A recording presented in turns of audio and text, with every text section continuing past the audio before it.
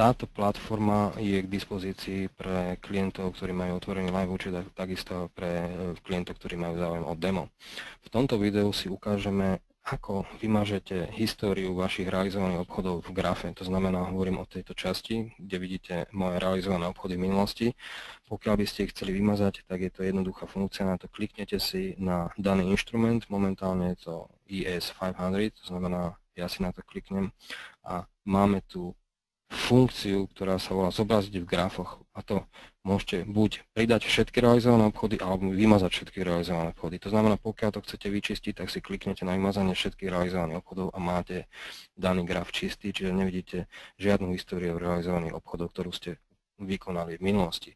Pokiaľ by ste sa k tomu chceli vrátiť, tak znova kliknete si na daný inštrument, kliknete si na zobraziť v grafoch a môžete pridať všetky realizované obchody. To znamená, znova vidíte, či už si na to kliknete, a to mám momentálne nastavené na 4-hodinovom grafe, aby sme tam všetko videli. To znamená, máme tu všetky realizované obchody, ktoré som spravil v predchádzajúcich dňoch. To znamená, je to história. Pokiaľ vám to zavadzá a chcete to vymazať, tak jednoducho kliknete si zobraziť a vymazať všetky obchody a sú vymazané, to znamená, sú highlight.